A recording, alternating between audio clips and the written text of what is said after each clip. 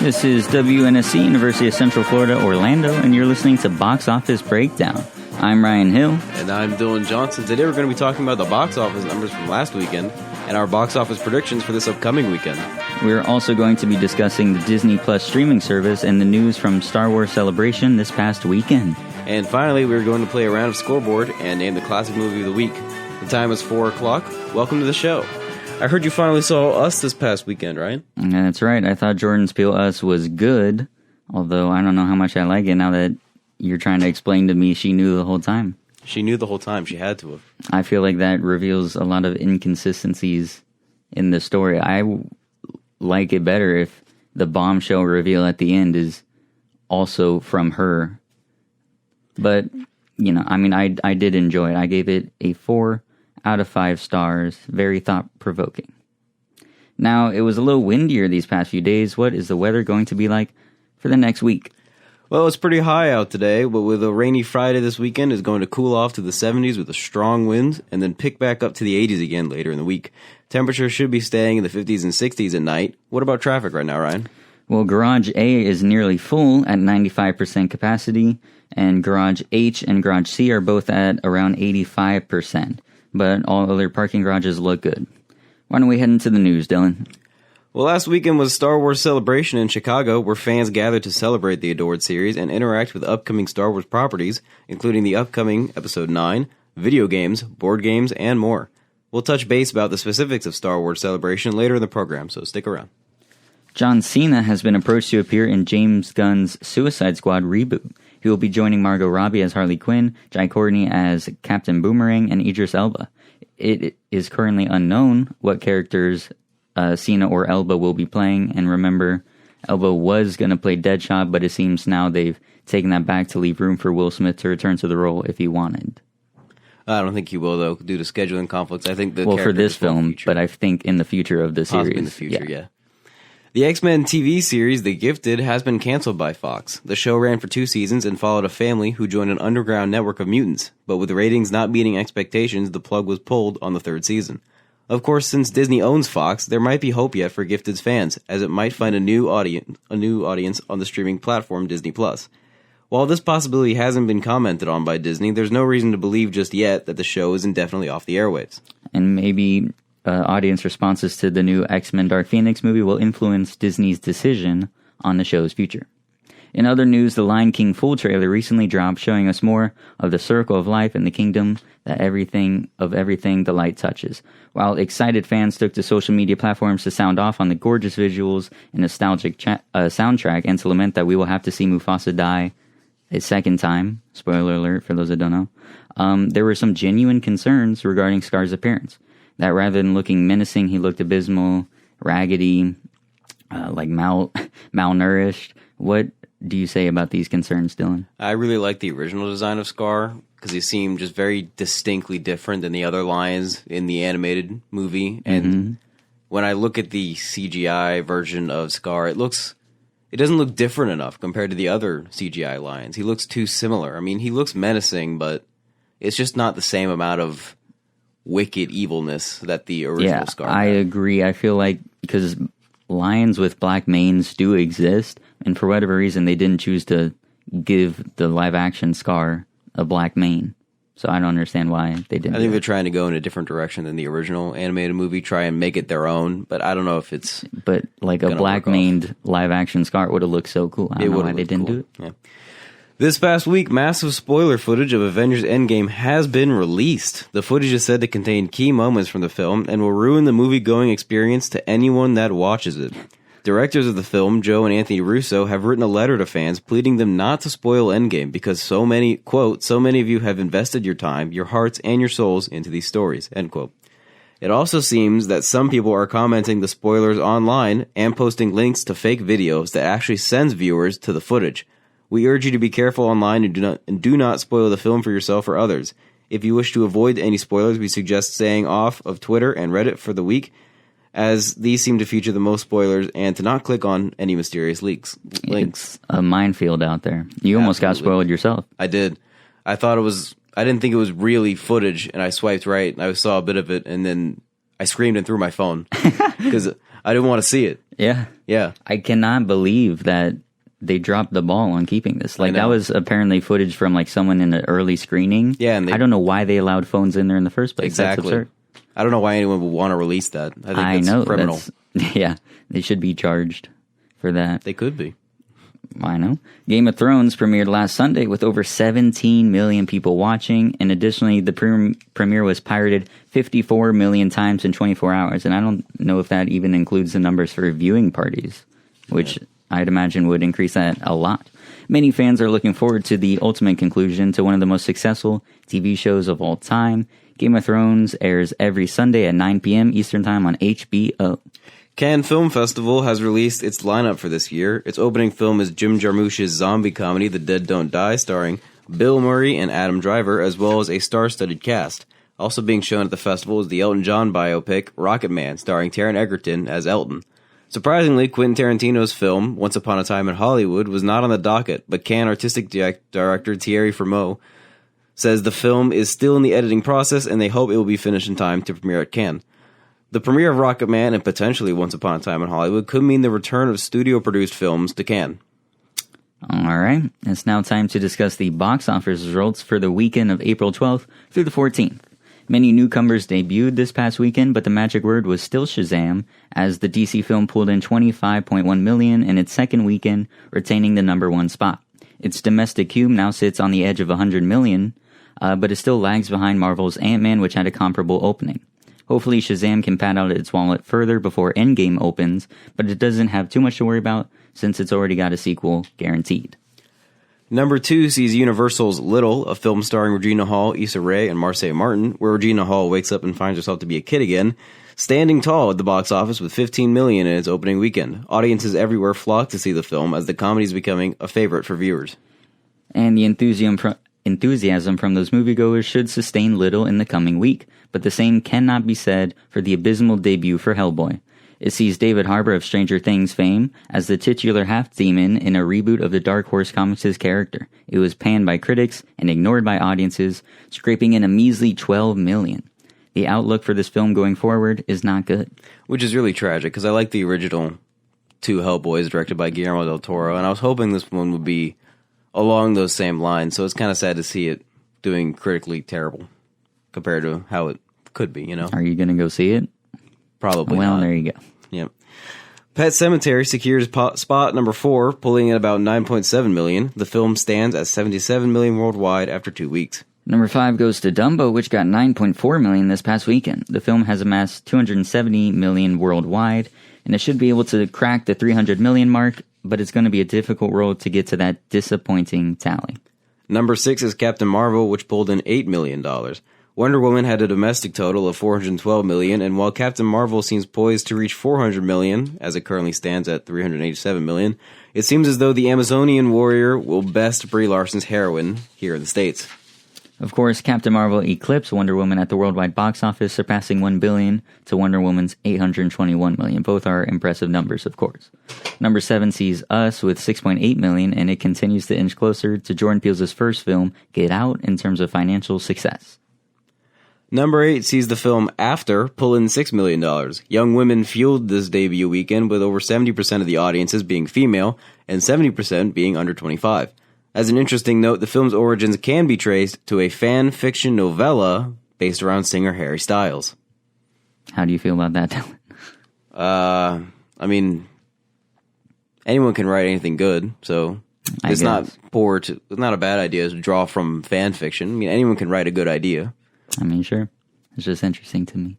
Number 9 is Missing Link, which played in theaters with a lot of missing people. In its debut, it only pulled in $5.9 million. This is a disappointing result for the animation house Leica, for which it turns out artistic films that rival Pixar's in quality, as each of their 5 previous films were nominated for Best Animated Picture at the Oscars. The animation studio simply cannot muster up the same commercial traction that Pixar has. It is the lowest opening to date for Leica, which boasts modern classics like Coraline and Kubo and the Two Strings in its catalog, and it's pretty disappointing. It is very disappointing. I'm a huge fan of Coraline. I think it's a wonderful film, and I think their animation style is really unique, and I really like it. Mm-hmm. What do you think? I agree. The stop animation style might be why, because, animation, there's the misconception that it's catered to children, and then stop animation is even more of an obscure art form that doesn't get a lot of traction at the box office. So it is sad that these films are continuing to decline, each one. Yeah. And finally, The Best of Enemies hangs on to the number 10 spot with $2 million this past weekend. It stands at $8.3 million total, which makes this another misfire for Taraji P. Henson. In other news, Bohemian Rhapsody has reached $900 million thanks to its recent debut in China, making it far and away the most successful music biopic of all time. We should also note that it is 20th Century Fox's fourth largest gross of all time. And that is bittersweet, since Bohemian Rhapsody represents a film produced and distributed prior to the finalization of the Disney-Fox merger, so it's sort of like the last jewel Fox can add to its crown before it permanently bows out as an independent studio. And is absorbed into Disney, of course. A studio whose famous logo introduced the world's two highest-grossing films of all time, Avatar and Titanic. The Disney deal aside, Fox's legacy as one of the original Hollywood studios endures, and its profound impact on the art and craft of filmmaking is indelible. Yes, their contributions cannot be overstated. And looking ahead now to next week, another slew of mid-level films aims to gather whatever they can from the box office before the behemoth that is Avengers Endgame opens to break records and banks in the process. Warner Brothers is releasing the horror film The Curse of La Llorona, based on Mexican urban legend, to counter-program Shazam, which is its own film. Projections have it at 19 million, which may mean it takes the number one spot from Shazam, but even the momentum of Latino audiences might not be enough for these projections to ring true. I've heard a lot of buzz around this film, and although I won't be in attendance, I'm sure the box office will flourish from this horror hit. For family enjoyment, Disney Nature's Penguins hits theaters, expecting to gross $5 million. This is one that could probably exceed expectations, especially as it is Easter weekend, and many families are sure to be interested in something heartwarming that every member of all ages can enjoy. You're right, and Easter weekend is surely going to benefit the faith-based film Breakthrough. It's expected to garner about $13 million, and it stars Chrissy Metz from This Is Us, and follows the journey of her son's miraculous recovery after falling through ice. However things turn out, we'll bring you a snapshot of the results next weekend. Now, looking forward ahead past this weekend to next weekend, we have the monster hit Avengers Endgame coming out. So, how much do you think that's going to garner at the box office? It's floating between 250 to 300 million, maybe even 350 million. Do you think it's going to... Well, the expectations right now is below what Infinity War grossed, but also Infinity War surpassed the expectations that we had for it at the time. So I think, with all the buzz around it, people are going to see it multiple times in the first weekend alone, which I feel like is unprecedented. Like, that's insane. I think it's going to make domestically 290 million, maybe somewhere around there, which is phenomenal. And like I said, somewhere around 800 million worldwide in its first weekend. Yeah, possibly. Especially, that's really astounding considering it's a 3-hour film and people are going to go see it twice. That's 6 hours of their weekend taken away spending watching Avengers. That shows how thoughtful people are towards Marvel. Yeah, even with the spoilers going on. So I think, again, it's going to be incredible. We said it before. I'll say it again. I think it's going to get $1 billion in a week.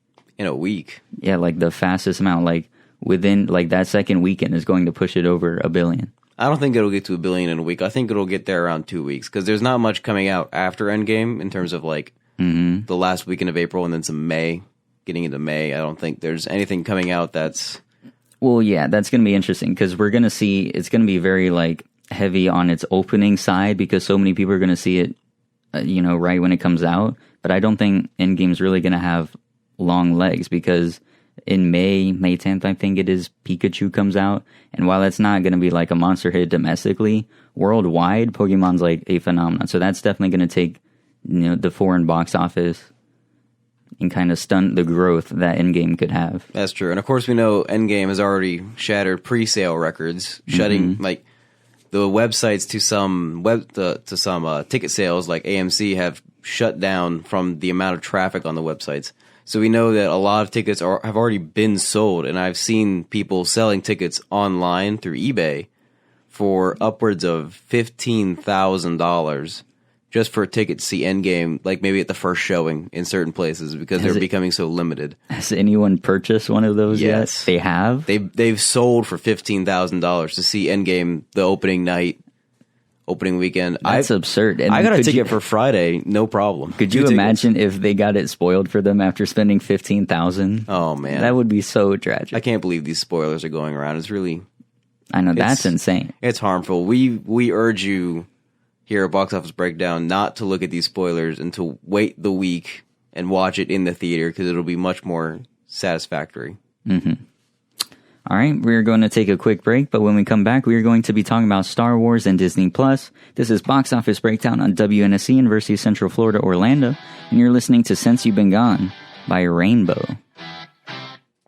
Welcome back to Box Office Breakdown. The time is 4:19. Just last weekend was the Star Wars Celebration Convention in Chicago, and with it, much needed Star Wars news. This includes details about Star Wars Galaxy's Edge theme park, the upcoming Star Wars Jedi video game, and of course, Star Wars Episode 9. That's right. Go ahead, Dylan. That's right. This December, we are getting the final installment to the Skywalker saga. At the celebration, we got a first trailer and the title, The Rise of Skywalker. What did you think about the trailer, Ryan? I thought it was a very solid I don't know why, if it Really? just caught me in like a mood or whatever, but I mean, I saw it, I was like, ooh, I clicked on it, and then every like beat that happened, I was just like, I mean, I like the trailer. It's got action. It's got all kinds of different elements going on, and I'm just not sure how much I like the title, The Rise of Skywalker. oh yeah, well, we can get into that, but I also feel like the feel of the trailer they did was good. Like the tone, it's very obviously a response to the way people reacted to The Last Jedi, so it's immediately a lighter tone. It's more like triumphant. There's nothing dark about it, you know, and at the end when they reveal Star Wars, it's blue and not red, and it has The Rise of Skywalker. And it certainly really feels like a J.J. Abrams movie. Just watching it, it's like getting Force Awakens flashback, sort of. Yeah, but what did you think of the rise of Skywalker? Because again, every like shot that I feel like fans at Star Wars Celebration would have been cheering for, I was just like, really? Yeah, I watched the was like, okay. audience reaction. They cheered for everything. That was awesome. I watched They that liked it, this yeah. morning, and I Yeah. was like, dude, that's so cool. They cheered for all of it. So the first shot we see in the trailer is on a desert planet, and so getting an idea, do you think it's Jakku, like they returned to Jakku? Do you think it's coming to Tatooine full circle, or do you think it's maybe a new planet altogether? I feel like a third desert planet would be redundant, so I feel like it's going to be either Jakku or Tatooine. I'm leaning more to Jakku so that the trilogy itself can come full circle, and also because there's a lot of rockiness to the desert area, which you don't see in Tatooine. Tatooine's more just like big, huge, long sand dunes. So that's kind of how I feel when I see this desert planet. But also at the very end of the trailer, we get a shot of a piece of the Death Star that has been broken off. It's the part that actually shot out the planet-destroying laser. So when we see that, it can be possibly two options. It's either Yavin 4 is the planet they're on, which is where the first Death Star blew up, or it's the forest moon of Endor, where the second Death Star blew up.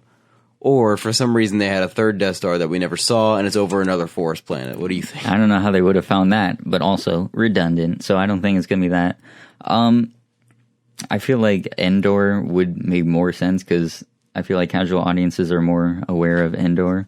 But I don't know. I think that's very interesting, though, that they would, like, show that, like, tell that up in the trailer. I think that's an interesting idea. I'm leaning more towards Endor, but the look of it looks more like Yavin 4. There's not as many trees. There's actually like an ocean in there. But I'm thinking it's more Endor because of what happens next. It cuts to black, and then we get the ominous laughter of Darth Sidious, the Emperor Palpatine. What did you think of that? Did you not like that? I don't think you liked that, did you? Again, like I said, it's just every point that I feel like I should have been like, woo! I was like, I just had to raise eyebrow, because while I do love the Emperor, I love his voice, love his laugh, but I mean, just going back to The Last Jedi, it feels like it's just a disconnected trilogy that we got here, and this is trying to like backpedal to bring back something that J.J. Abrams had in his original vision, all the setups he had in Force Awakens. Now he's like trying to pay that off, but we didn't get more build up in The Last Jedi. And I'm not a Last Jedi hater. I actually liked the tone of it and how it was trying to break apart from conventions and traditions we had established in Star Wars. I think that was good. I thought the themes were good, but I don't know. It seems like now they're trying to reconnect this trilogy that was never going to connect if they had two different directors, which they did. So I can agree with that. I don't like how I agree with using multiple directors. That's fine. But then they also use multiple writers, and they were given full script coverage. Like, they could change the script how they liked, and that's what Rian Johnson did. I feel like if they had put more planning into it and really focused out a 3-step movie trilogy here all at once and then wrote the scripts out, it would have come out a lot better. Mm-hmm. And that's just like looking at the MCU. That's what we get. We get this really detailed and planned out follow through in the MCU, and that's not what I feel like I'm getting now with Star Wars.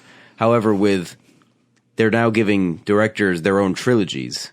They've given Rian Johnson a trilogy. Well, I don't know if that's going to happen now because of the Last Jedi thing. He still says it's happening. Well, he says it's happening, but I don't know how many people would want that. I also think they were getting a little ahead of themselves with trying to crank out a Star Wars movie a year and then have whole trilogies disconnected from the main one. I feel like because of the response to Rian Johnson's Last Jedi, they're gonna sit out and wait and let the Skywalker saga, as they're calling it, let that finish out strong and then see where to go from there. Well, I know that they have, as far as we know, Rian Johnson's trilogy is still happening, and then they also have the D.B. Weiss and David Benioff trilogy, who are the creators of Game of Thrones. They're getting their own trilogy, and the thing is, when you give a director their own trilogy, it makes it easier in terms of writing it out and planning it out, so that could follow through better than this current trilogy is. Mm-hmm. But anyway, back to Palpatine. How could it be possible that he's returned? Do you think he's dead, or do you think it's a hologram?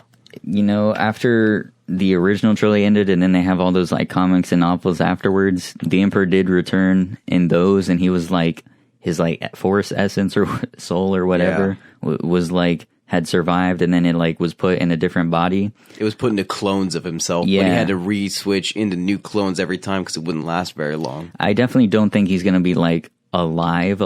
There's no way he survived, first of all, getting thrown down the whatever it was he got thrown down, and then there's a mini explosion there, and then the Death Star truly exploded. So I don't think he's still walking around, but he could. A force projection seems to make sense. I don't know if they're going to try and tie it into Snoke, he put his Force essence in whatever Snoke was beforehand.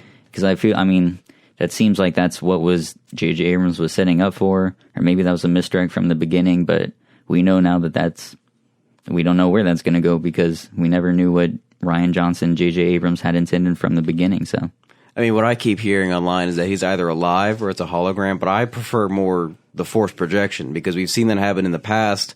We know that Jedi can do it. Qui-Gon Jinn learned how to do it, and then he taught other Jedis how to do it. And now Darth Sidious has learned that knowledge as well, and so now he's able to come back. And I vision him as what Ben Kenobi was to Luke, and how Luke is kind of to Rey now as a ghost. I see Sidious being that to Kylo Ren, and he pushes him farther into the dark side, which is really what we want. And I feel like another way they could tie it into the original trilogy is having, these Force projections of Luke Skywalker and Palpatine duel it out, not in the action-y sense with lightsabers, but through their ideologies, through their sparring, and through their respective people. So Luke through Rey, Palpatine through Kylo. Yeah, I sort of them pep talking the person as Kylo and Rey are fighting. So they're their coaches in the corner.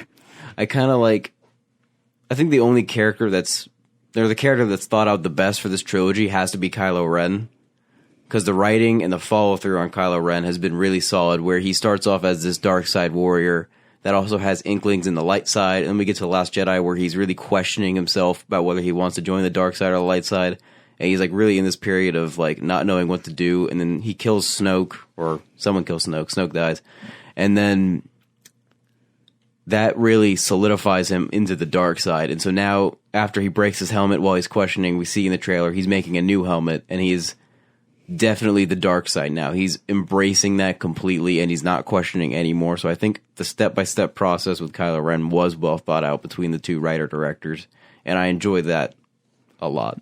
We also have Lando returning in the trailer. Thank God. Which, well, yeah, the last vestige of the original trilogy since they killed the rest of them.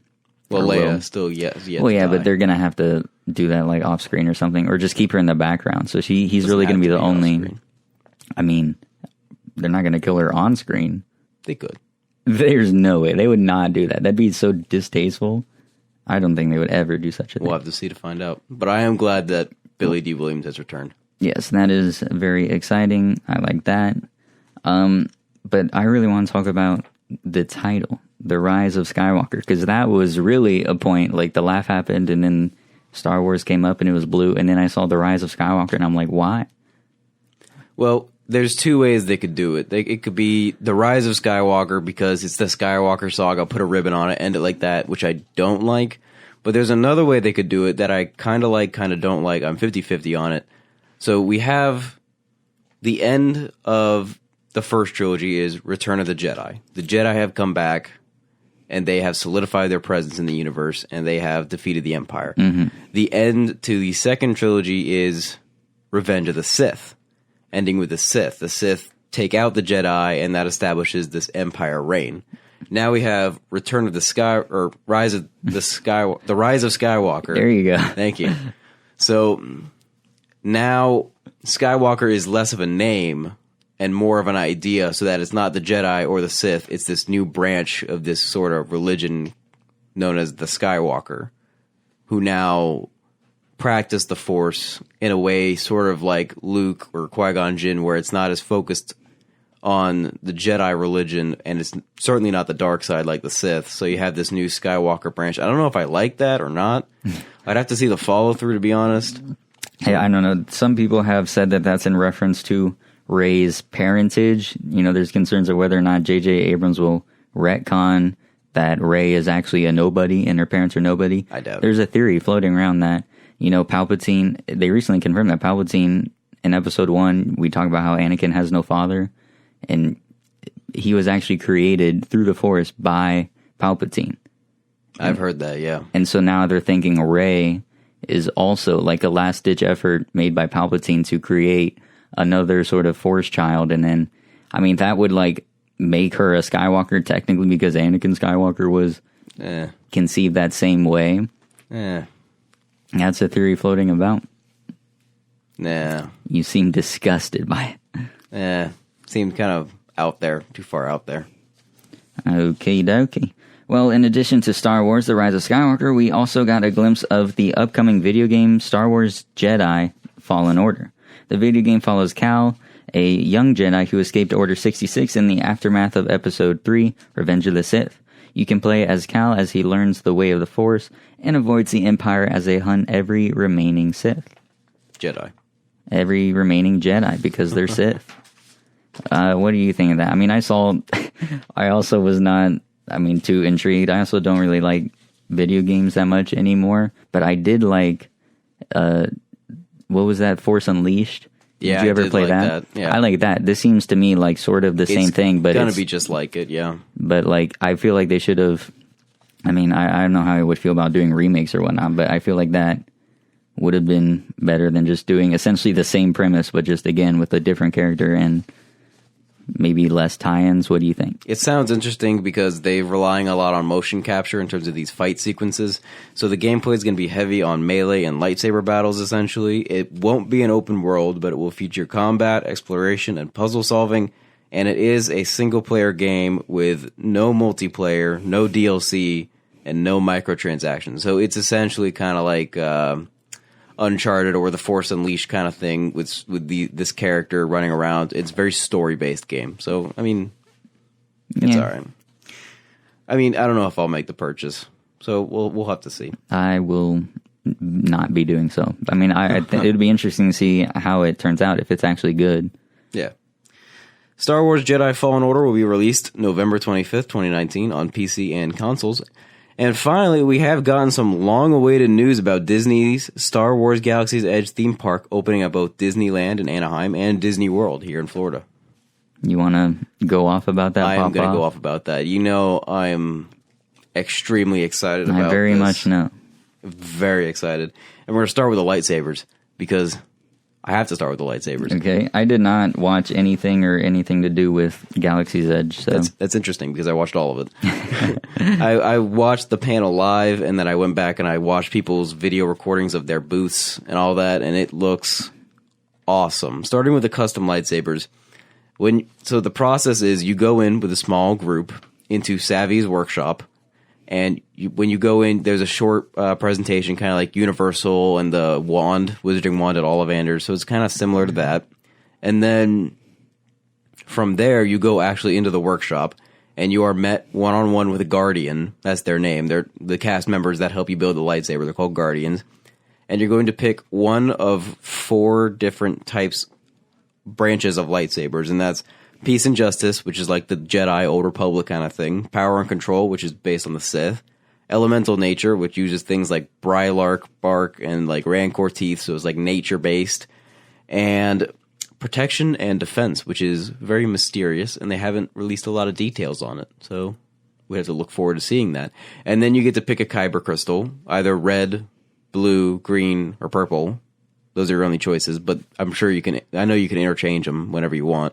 You probably just have to buy the other color you want. Of course, Disney likes making money. Yes. And they actually had a booth where they showed the building process. It comes to you in a little tray. You have the base where the Kyber crystal goes in, and then you can attach parts onto it to build the actual lightsaber. And then they'll give you a blade, which you can attach. I was hoping that it would be a fully retractable blade, which it doesn't seem like it will be. Instead, it's a blade that comes on and off, but this is still the most advanced version because as far as I know, all of the lightsabers that are on the market now, you have to screw it in, like with like actual screws, like screw in the blade, so it's impossible to take on and off. But this lightsaber, you just pop it in and twist, and then to get it off, you just twist and pop it out. Yeah, but it doesn't do the retracting thing. It doesn't do the retracting thing, but it still takes... Well, where's the fun? It still takes 2 seconds just to take it on and off. Could you imagine instead of hitting the button, you had to be like, wait a second, cue the sound? Yeah. But anyway, you build it, and then each blade, they have blades that are different lengths and sizes that you can choose from. And they have the custom lightsabers that you can build yourself. And then also, besides Savvy's Workshop, there's also Doc Ondar's Den of Antiquities, and that's where they sell the legendary lightsabers, which are lightsabers like Luke's lightsabers, Darth Maul's lightsabers, all different kinds of lightsabers you can buy from the Star Wars series. And every time you buy a lightsaber, they will give it to you in this large kind of like cloth bag with a strap on it that you can sling over your shoulder, so it's easy to carry around the park. That comes with it. There's no details on the price so far, but from what I know, it'll be pretty expensive. That's a good guess. Yeah, and another thing that they revealed at the Star Wars Galaxy's Edge panel was their affiliation with Coke, which is expected from Coca-Cola. Disney. But what's interesting is Coca-Cola has actually designed new bottles to be sold at exclusively at these theme parks. They are little Coke bottles with the Coca-Cola is written in a different language that looks kind of like alien-ish, and it looks like a thermal detonator from the 3rd movie, or I guess the 6th movie. The grenade that like... Yeah, it looks like a grenade, and you just like can unscrew it and drink from it. So it looks pretty interesting. They have that for Coke, Diet Coke, Sprite, and then they have a long bottle for Dasani, of course. So that looks interesting. There's Droid Depot, which is where you build your own droid. There's not a lot. Build-A-Bear, but for droids? It's like Build-A-Bear, but for droids. So you can build your droid up, and it's either a BB unit or an R2 unit. It's about the size. They're both about the size of the regular BB units, so they're kind of small. But you can take it around with you in the park, and depending on the personality chip that you can buy and put in, it will react positively with the First Order, other droids, or in the First Order area of the park if it has the First Order chip, or it'll react positively with the Resistance if it has the Resistance chip. And there's all different kinds of chips you can put into it. That's so cool. It is pretty cool. And then they also have other robots you can buy from, like, there's just a basic Rex from Star Tours, and there's also a C-3PO. Not to scale, of course. but Drats. drats, yeah. The ride that's opening is going to be Millennium Falcon Smuggler's Run, which is where you pilot the Millennium Falcon. What we know from this so far is that you're going to walk in and it has an animatronic, and the animatronics you see in the queue line are incredibly advanced. They showed you footage of it. And then you go into the Millennium Falcon, and you can either be there are 2 pilots that fly the plane, 2 gunners that shoot at anything that's going to attack your Millennium Falcon, and then 2 engineers that, fix things if the Millennium Falcon gets damaged. And depending on how well you do, you will step out and it will show you immediately how well you did right there in the hallway. If you did bad, if the ship is damaged, there will be sparks, the lights will be going off in the hallway, there's going to be like dents in the walls. So it's going to show you right there. If it did good, it'll stay pristine. And if you do poorly, it will follow you through the park. They know that you did poorly, and they will confront you about it. How will they know? In a friendly Disney manner. Throughout the entire park? That hasn't been revealed. If you go into the cantina, they'll know Oga's Cantina. They'll know you. Who will know? Who knows this? They know. Bounty hunters. Bounty hunters will come for you. You're right. Disney always knows, so I believe that. And if you do well, you could earn Walt knows. galactic credits. You could actually earn credits that I think can be used in the Disney areas, although I'm sure it's not much. I'm sure, yeah. It'll be a little. And then the next Pocket ride that change. comes out later this year is going to be Rise of the Resistance, which is sort of you're part of the Rebel Resistance and you get kidnapped by the First Order and you're put onto a First Order Star Destroyer. So you can see the hangar. It's a trackless dark ride thing. So you're indoors on a trackless car that goes through the First Order hangar. It's a show, it's a walking thing, and it's a trackless ride. So there's a lot going on there. It's like between 10 and 20 minutes, so it's a really long ride. The food and drink, we know so far that there is going to be blue and green milk, of course, from the series. And there's also going to be a street vendor who has taken a pod racer engine, turned it upside down, and uses it to cook shawarma-like meat. And they're selling that, which... Is that the, restaurant portion? That's one of them. That's one of them. They have the Oga's Cantina, and they have all other kinds of places that you can get. The park is huge. It's the size of Hollywood Studios itself, so they've essentially doubled Hollywood Studios' size. So it's massive. There's new music conducted by John Williams that will play through the park. They have an app that goes with Disney Play that you can use to hack, tune, and all kinds of different things within the park if you choose to do so. There is no word on the Disney-themed hotel right now that I know they're building at Disney World, but what I know so far is it's supposed to be outer space themed. So you're on a ship hotel kind of thing in outer space orbiting Batu, which is the planet they made up for this theme park attraction. And then they'll have a bus that takes you from the hotel into the theme park directly into Batu. And it's supposed to be like a transport. So it's like you're going from somewhere in outer space straight onto the planet. So that sounds pretty cool. And finally, one of the last things we saw on the panel was the look of the park, which is really exciting because it looks fantastic. It's massive. They put a lot of detail into it. It's like the detail they put into Harry Potter Land over in Universal. It's the same amount of detail. It's really intensive. They've been working on this for a long time, and I think we're all going to be very happy with the product. Agreed. Star Wars Galaxy's Edge will open at Disneyland Park in Anaheim May 31st and Disney World's Hollywood Studios Park in Florida August 29th. Alongside Star Wars Celebration, Disney treated us to new information about the Disney Plus streaming service, which we will get to after our break. What song are we listening to today, Dylan? We're going to be listening to Crazy by Gnarls Barkley. This is Box Office Breakdown on WNSC, University of Central Florida. Don't go anywhere. Welcome back to Box Office Breakdown. The time is 4:45, and like I just said, we are discussing Disney Plus's streaming service, which is set to premiere later this year. At launch, the service will cost about $7 a month, or $70 per year, and it is expected to arrive this November. The look of the actual service seems to be similar to Netflix, with a touch of Disney. At the top of the home screen seems to be a row of categories including Star Wars, Marvel, Pixar, Disney, and National Geographic. The service is set to show 25 original series within the first year, starting with the Star Wars property, The Mandalorian. It will also feature Marvel shows about heroes like Hawkeye, Wanda Maximoff, aka Scarlet Witch, Vision, Loki, and a Dewey Buddy hero show about Falcon and Winter Soldier.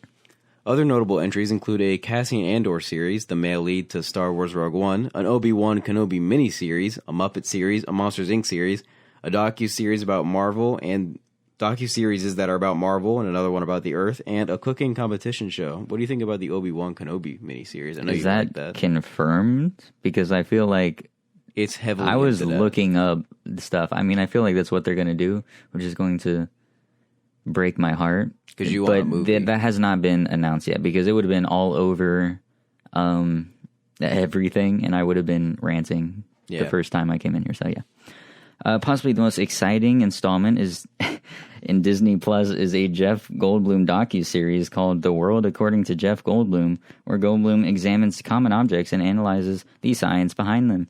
The series will be a part of the National Geographic banner of the service, and Dylan, I know you love that. I think it'll be really fun to watch Jeff Goldblum talk about just ordinary things and talk about science. I love Jeff Goldblum. Is he your spirit animal? He's my spirit animal. Yeah. I think it'd be really funny to watch Jeff Goldblum talk about these things. It'll be hilarious. Obi-Wan It'll is just be my spirit informational. animal. Along with a breathtaking amount of original content, Disney Plus will feature 7,000 episodes of television and between 400 and 500 movies. These include Marvel movies, Star Wars episodes 1 through 7, all 30 seasons of The Simpsons, Pixar movies, Star Wars The Clone Wars animated series, and other Disney properties set to release in 2019 within its first year. In terms of the Disney shows and films on Netflix, Disney should be wiped from Netflix by the end of the year. Disney has not renewed their contract with Netflix and aims to transfer content to Disney+. Netflix has also been keen to cancel all 5 of their Marvel original series, and it is unknown whether they will live on at Disney+, although Disney has gone on record that the shows may be revived in some capacity. Unfortunately, we will have to wait until November to check out the streaming service, although we do look forward to seeing what future titles Disney Plus could make for us. Absolutely. And we're going to start getting in depth now with some of those series that we mentioned. Like we said, it has an unbelievable library of movies that will be available at launch, and some shows have been announced that will be available at launch. Most of them, though, are going to be available in the years shortly thereafter. The Mandalorian, the first live-action Star Wars series. Dylan, tell me about that. It is set after the fall of the Empire and before the rise of the First Order, giving us our first real look at this mysterious time that preceded the new trilogy story. Starring Pedro Pascal as the Mandalorian and Gina Carano, Giancarlo Esposito, Carl Weathers, and more talented artists, and executive produced by Jon Favreau, The Mandalorian seems to hold all the ingredients for being a success. A trailer was played at Star Wars Celebration but is not yet available to the public. But from what we know, fans received the footage with open arms. There's certainly a lot to be excited for with that, and I really would like to see the first trailer for myself. Like you said, a lot of people were excited by it, and there were some like set images and whatnot that have been revealed. It's all looking to be good. It's all coming together, but you never really know until you watch it. What do you think, Dylan? I think it has great potential as the first live-action Star Wars show we ever had, and a real introduction to the Mandalore culture.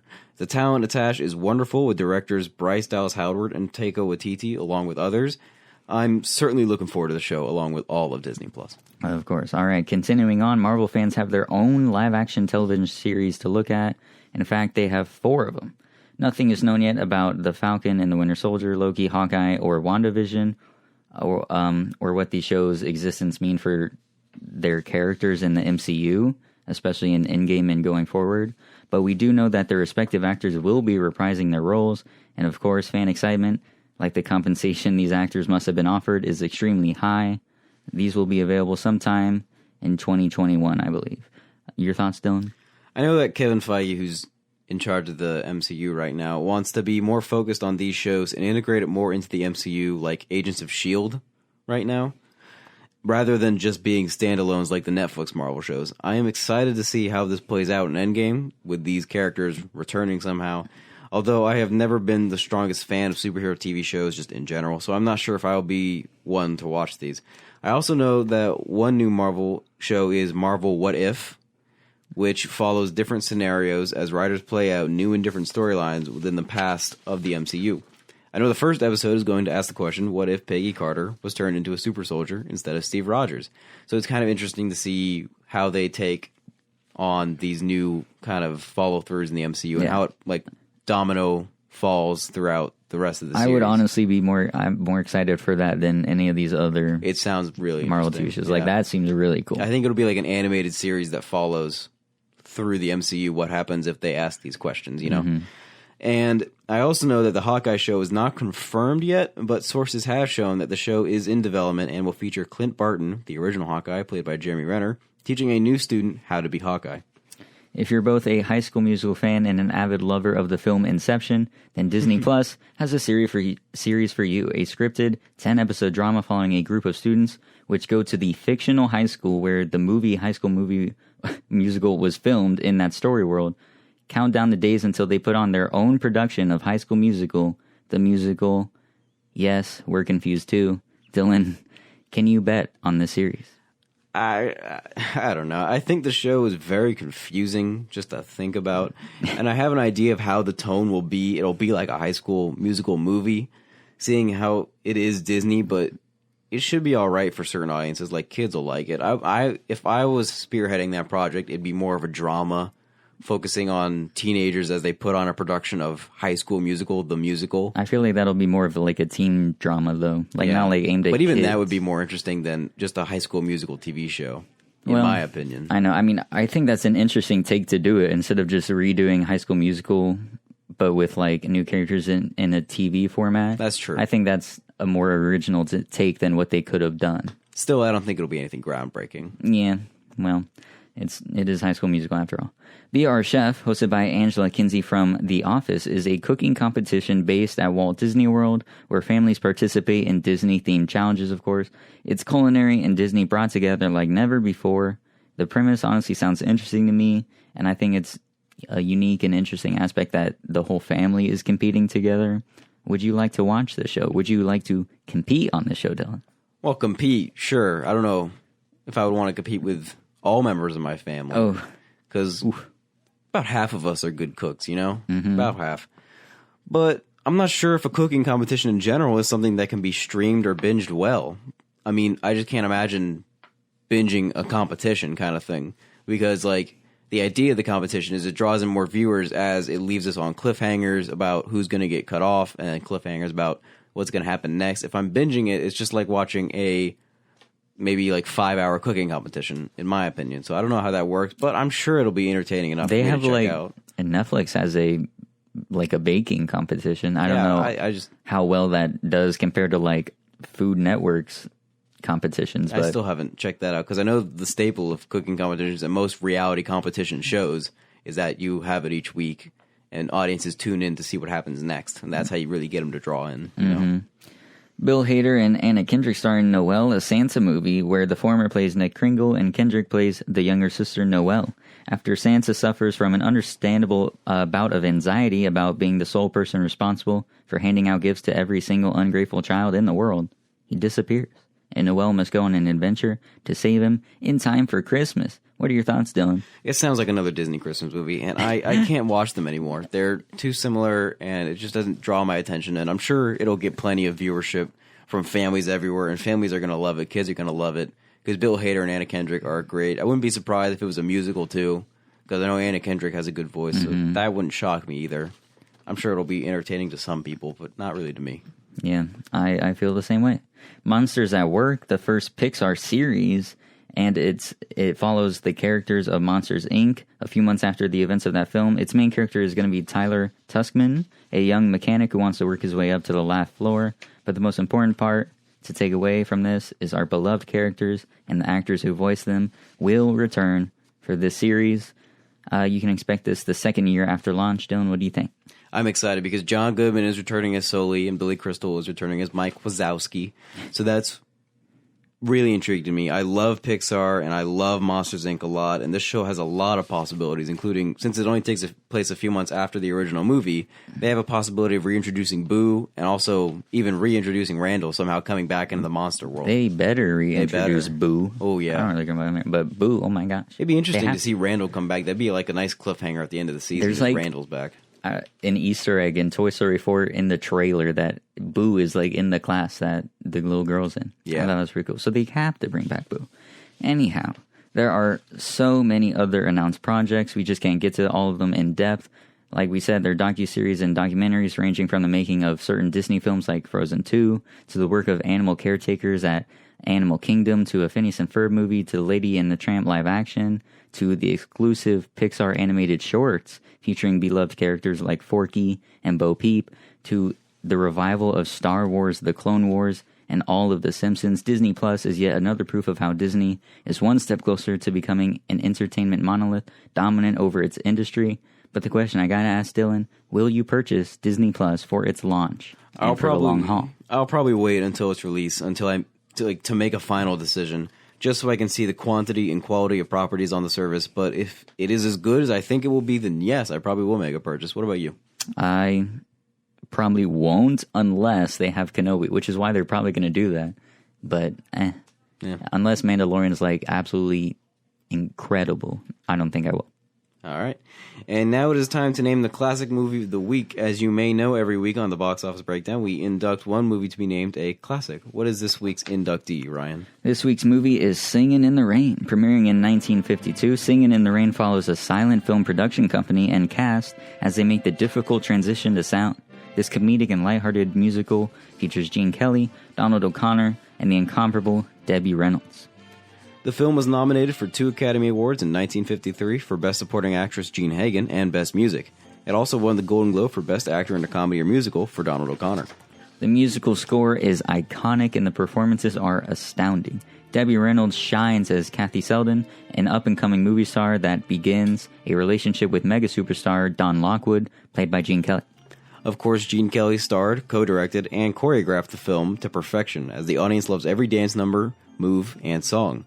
From Kelly and O'Connor's fiddle duet Fit as a Fiddle, to the Happy Trio's Good Morning, and O'Connor's impressive and intensive Make 'em Laugh. Singin' in the Rain is chock full of clever tunes and fantastical dances. Yet nothing can stand up to the title song, Singin' in the Rain, and the extensive raining set that Gene Kelly dances through. No fantastical musical number can compare to the simplicity of Singin' in the Rain, and it will be stuck in your head for weeks to come. That brings us to the end of our show. We'd like to thank our listeners for tuning in. That's right. Box Office Breakdown is brought to you by WNSC, University of Central Florida, Orlando. If you would like to give your thoughts on the show or leave suggestions, you can email us at boxofficebreakdown@gmail.com. That's boxofficebreakdown@gmail.com. Our main title theme is Tongue and Beak by Sadeo, and our outro music is Cool Daddy Charm by Heinz Keisling. Next week is a can't-miss show, as we'll be discussing all things Marvel, literally all 21 films, in anticipation for Avengers Endgame. The show will be an extra half-hour long, airing from 3:30 to 5, and we will be joined by filmmaker, Marvel expert, and friend Spencer Giles. We hope you listen in next Thursday at 3:30 here on WNSC University of Central Florida, Orlando. Thank you for listening.